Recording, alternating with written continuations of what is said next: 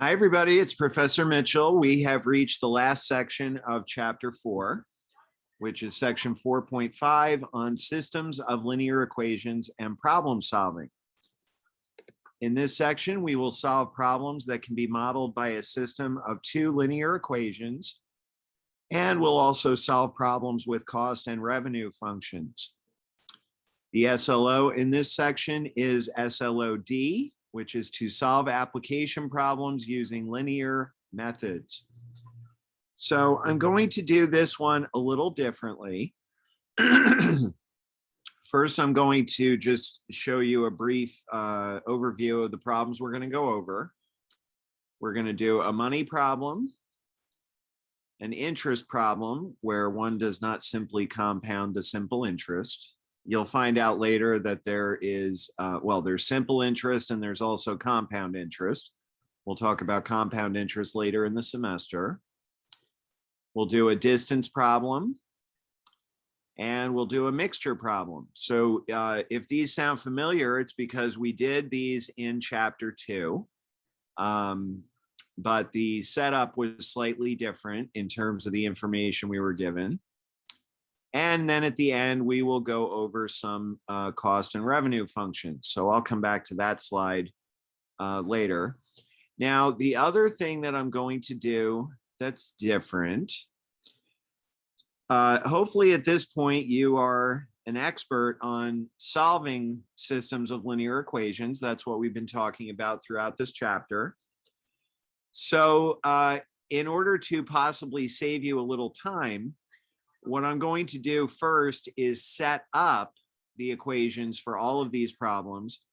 And then either at the end or possibly in a separate video, I will come back and solve all of those systems of equations. And I'm hoping that you will solve them first before you watch that video or the end of this video. I haven't quite decided which it's going to be.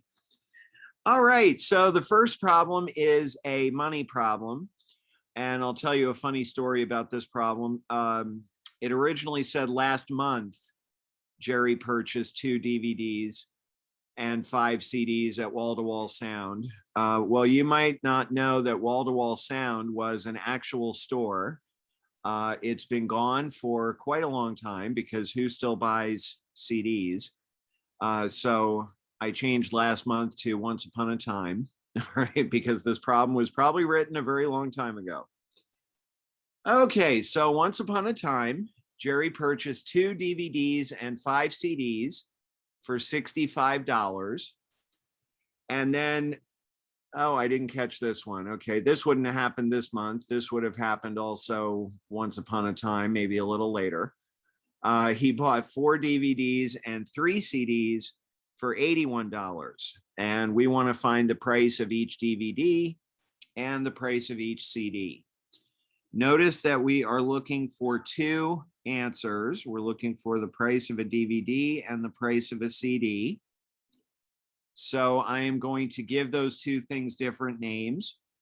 And one thing that's helpful is if you pick a variable that is going to kind of remind you of the answer. So for example, I could say let D be the price of a DVD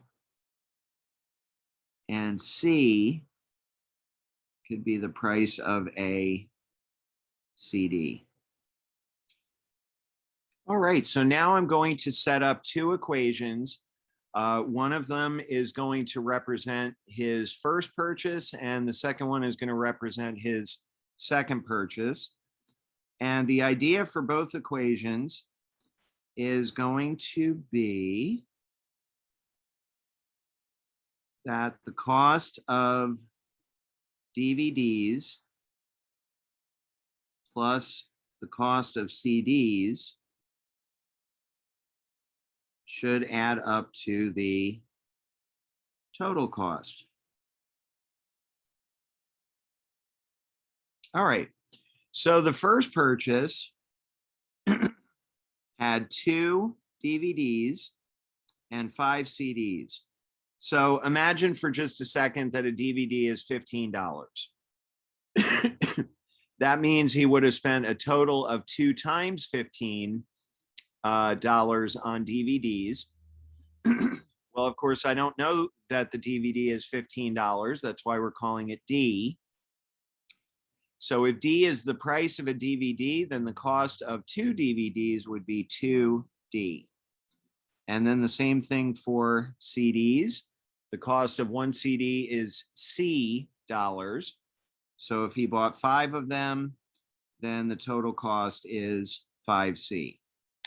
And then when you add what he spent on DVDs plus what he spent on CDs, he spent a total of $65. And now I'll do the same thing for the second purchase, the one that says this month. He bought 4 DVDs for a total cost of 4D. And he bought 3 CDs for a total cost of 3C. And the grand total for that purchase was $81. All right, so that is the system of equations that we will use to find the solution to this problem. And again, I'm not going to do that now. In this video, I want to keep the focus on how to set up these systems and then use what we talked about in previous sections to solve them, and you will see me do that later. All right, next example is the interest problem. All right, so let's read this one. A $50,000 retirement pension is to be invested into 2 accounts, a money market fund that pays 8.5% interest, and a certificate of deposit, also called a CD, different kind of CD, that pays 10.5%. By the way, this is another once upon a time problem. CDs have not paid 10.5% interest maybe since the 1980s, right? Now they pay about 1% interest, I think. All right, so the question is, how much should be invested at each rate in order to provide a yearly interest income of $4,550? We did problems in chapter 2 that were kind of similar to this.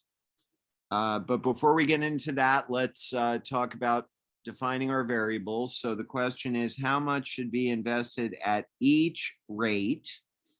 So once again, we need 2 variables. This time I'll use X and Y. So let's let X be the amount invested at 8.5%. In other words, in the money market account. And we're going to let Y be the amount invested at 10.5% in the CD. Okay.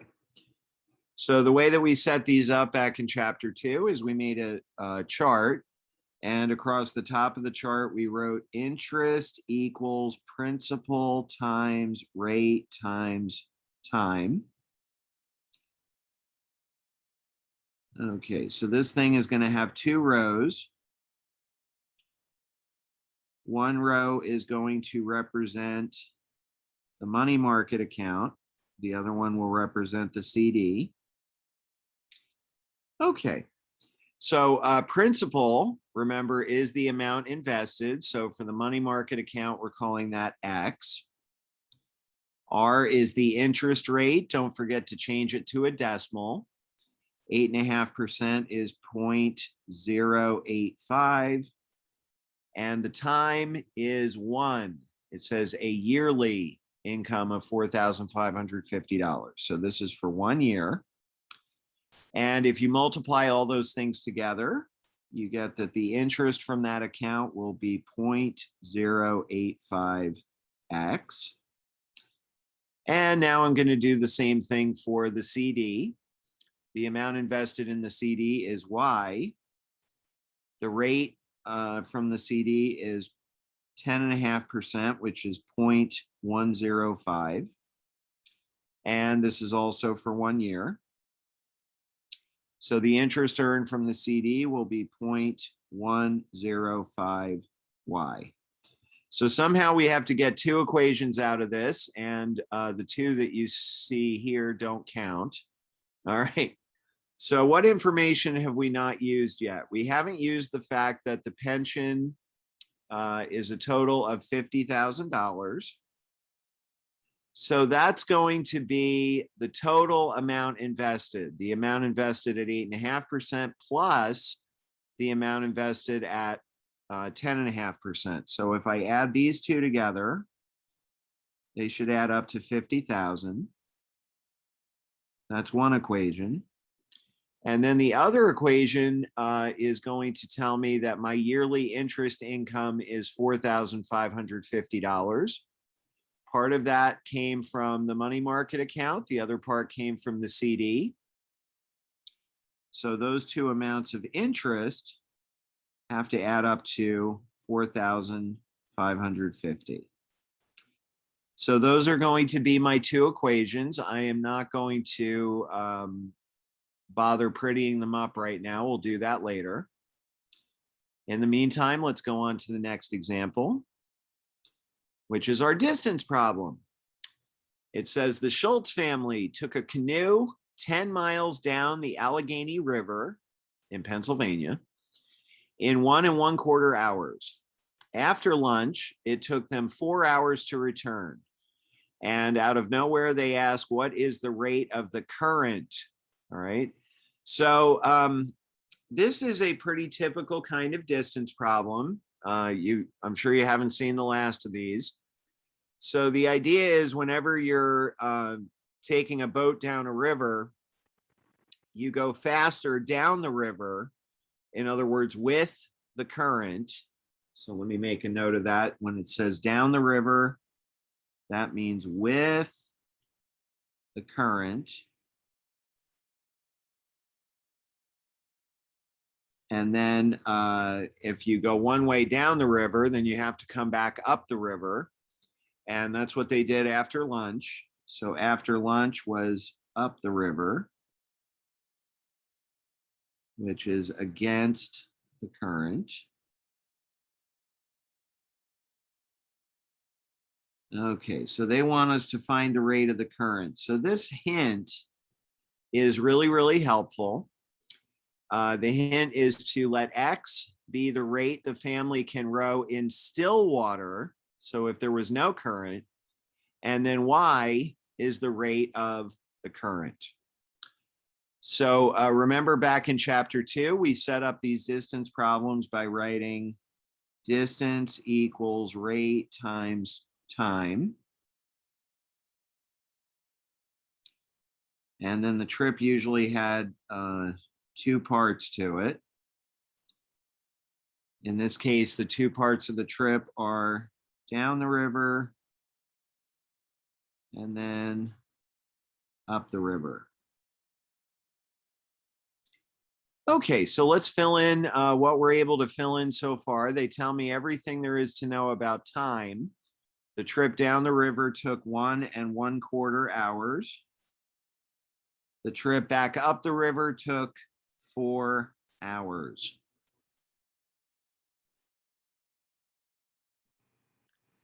All right, surprise.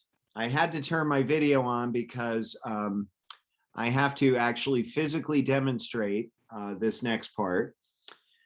And you will be seeing this again, probably in your homework as well as in a later chapter. I remember there's an example where this concept comes up again, and you'll see me explain it again.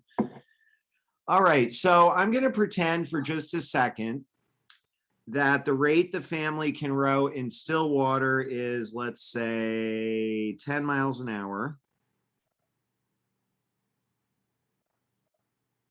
And the rate of the current, let's say, is 4 miles an hour. Okay. All right, so now I'm going to get up out of my chair.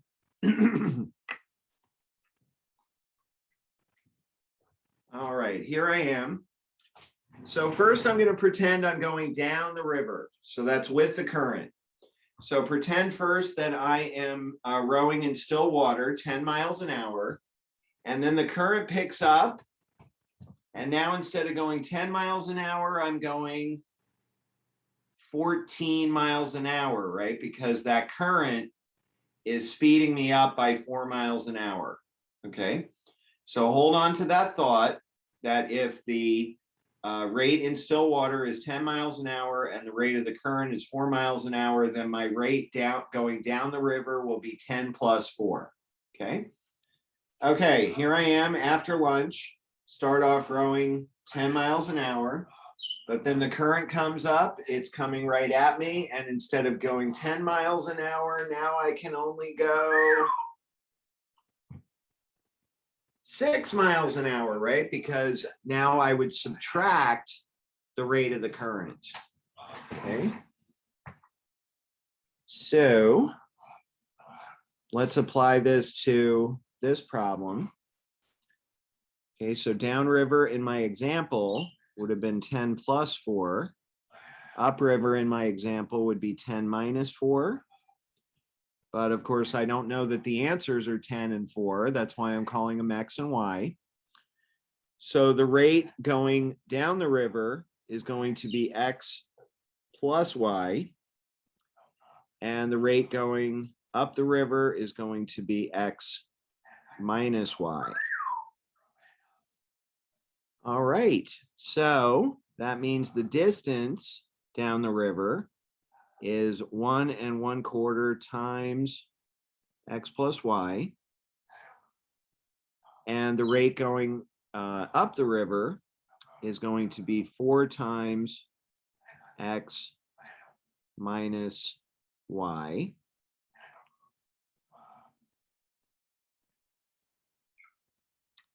All right, and they told us that both of those distances are equal to 10. So the system of equations that we're going to use to solve this problem, one equation is going to say 1 1/4 times X plus Y equals 10. And the other system will say 4 times X minus Y equals 10. All right, so we will solve that system of equations a little later. All right, so that brings us to the last example that comes under objective 1. Back in chapter 2, we called this kind of problem a value mixture problem. I personally enjoy this problem because it's got a little bit of drama in it. Macadamia nuts cost an astounding $16.50 per pound. It turns out this is also a once upon a time problem. When I noticed those other two, I wondered, well, what do macadamia nuts cost now? According to a quick Google search that I didn't look at the date on, it said that macadamia nuts now cost at least $25 per pound. All right. So this is another slightly older problem. They've always been expensive.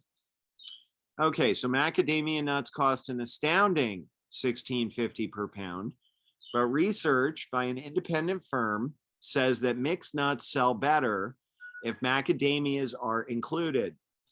The standard mix costs $9.25 per pound. The question is to find how many pounds of macadamias, and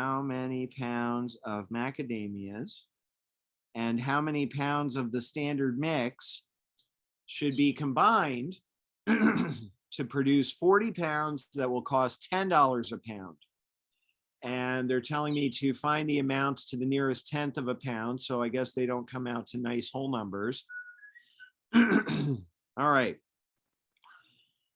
So the way we set up these problems back in chapter 2 was we did something like this. We said the number of pounds times the cost per pound equals the total cost. All right. Noticed I underlined these two phrases, how many pounds of macadamias and how many pounds of the standard mix. I guess I'm feeling a little lazy because instead of writing out what X and Y are, I'm just going to put an X here and I'll put a Y here. All right. So our first row is going to represent macadamias.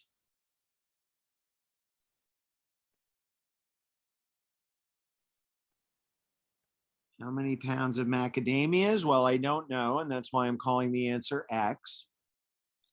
But I do know the cost per pound is an astounding $16.50. Can you tell I enjoy that? And then the total cost, if I have X pounds at $16.50 per pound, then the total cost is $16.50X. The second row is going to stand for the standard mix. The amount of that we're calling Y, and the unit cost or cost per pound of the standard mix is $9.25. So the total cost of standard mix will be $9.25Y. So now let's talk about our total, which is our mixture. Okay. How many pounds of mixture are there going to be? Well, it says we want 40 pounds. And we want the unit cost of the mixture to be $10 per pound. So what will be the total cost of the mixture?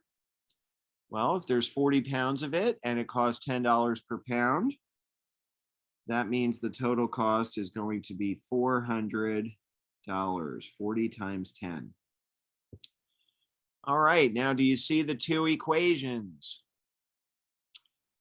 One equation represents the number of pounds in the mixture. If there are X pounds of macadamias and Y pounds of standard mix, and altogether that adds up to 40, then one equation is X plus Y equals 40. The other equation represents the total cost. The cost of macadamias is $16.50X. The cost of standard mix is $9.25Y. The total cost is $400. So those two things have to add up. And there are our two equations, which we will solve later.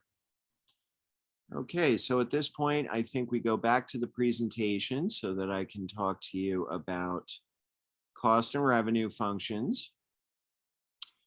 All right, businesses use cost and revenue functions to predict sales, to determine whether prices need to be adjusted, and to see whether the company is making or losing money. So the idea behind cost and revenue functions is that if X represents the number of items produced and sold, then we have a revenue function. So this is typically what are you selling your items for? Like, let's say you're making t-shirts and selling them for $20 each. Then your revenue function R of X would be 20 times X, the price per item times X. Then there's a cost function. Now the cost function is a little more complicated. You have to account not only for the cost per item, so what does it cost for a blank t-shirt, and what does it cost for the ink that you put on one t-shirt? What does it cost to pay somebody to make the t-shirt? So those are all cost per item. But there are also fixed costs. Before you even make one t-shirt, maybe you have to rent a space to print the shirts, you have to buy a machine to make the shirts. Those kinds of things are fixed costs. Advertising doesn't care whether you sell one t-shirt or 1,000, the cost of advertising is the same. All right, and then one of the typical things that we'll be looking for is the break-even point. So if you sold one t-shirt, you would probably lose money because you would not get back your expenses of buying the machine and renting the space and all that good stuff. But if you sell 1,000 t-shirts, you probably will make money. So the question is, where do you go from losing money to making money after how many t-shirts? That's something that would be really good to know, right? So that's called the break-even point. All right, so let's look at our example. Baskets Incorporated, isn't that a creative name, is planning to introduce a new woven basket. The company estimates that $500 worth of new equipment will be needed to manufacture this new type of basket, and that it will cost $15 per basket to manufacture. The company also estimates that the revenue from each basket will be $31. So the questions are: determine the revenue function R of X from the sale of X baskets. Determine the cost function C of X for manufacturing X baskets. And then finally, we'll find the break-even point. And we will also talk a little bit about why should we round this number up if it doesn't come out to a whole number. So let's go over to the tablet.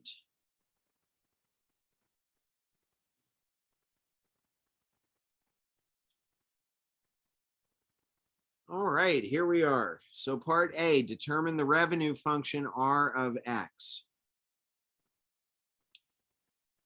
Okay, so remember, the revenue function is just the price per item times X. What are you going to sell them for? And it says we're going to sell them for $31. The revenue from each basket will be $31. So if I sell X of them, I am going to bring in 31 times X dollars. All right, letter B, the cost function. Remember, we start with our fixed cost, and it says $500 worth of new equipment will be needed. So that is a fixed cost, and it's the only one they told me about. So I have to assume that's the only fixed cost. Plus, it's going to cost $15 to make each basket. So if I make X of them, I have to add on another 15X. All right, so this is technically a system of equations. Hopefully you remember that back at the end of chapter 3, when we talked about function notation, I mentioned that when you use function notation like f of x, it means the same thing as saying y often, usually. Okay. All right, so this would be the same thing if it said y equals 31x and y equals 500 plus 15x. Well, the easiest way to solve that kind of system where one equation says y equals one thing and the other one says y equals another thing is just to set those two things equal to each other. That is technically using the method of substitution. So I'm going to write my equation here, and I actually am going to go ahead and solve this one. I will make a separate video where I solve all of the systems from the previous problem. So I do encourage you to solve all of those systems and then come back and compare notes with me in the next video. Okay. But in the meantime, we just have to solve this one for X. So let me do that on the next page. We have 31X equals 500 plus 15X. So the easiest way to solve for X is to subtract 15X from both sides, which gives me 16X equals 500. And now I'm going to divide both sides by 16, which gives me X equals 500 divided by 16. And in case I haven't mentioned this before, or it's been a while, improper fractions make very strange answers for word problems. Remember, this represents the number of baskets. People will give you looks if you say 500 divided by 16 baskets. So I am going to change that to a decimal. As a decimal, that comes out to 31.25 baskets. Okay, now that doesn't make a whole lot of sense, does it? All right. How can you have 0.25 of a basket? what, a little piece of basket? I don't think that's going to work. So the reason it said to round up is because we have to have either 31 or 32 baskets. If you do 31 baskets, and I encourage you to check the math, your cost will be slightly more than your revenue. In other words, you will lose a little bit of money. On the other hand, if you round it up to 32, you will make a little bit of money. All right. So whenever you're looking for break-even point and we're talking about something that has to be a whole number, always round it up. So in order to break even, and in fact, you're going to be making a little money, you need to make at least 32 baskets. So we would consider that our break-even point. All right, so that's going to do it for this part of the video. As I mentioned, the next video, I will go over the solution to the systems of equations that we set up in the other problems. So I hope to see you there. Take care.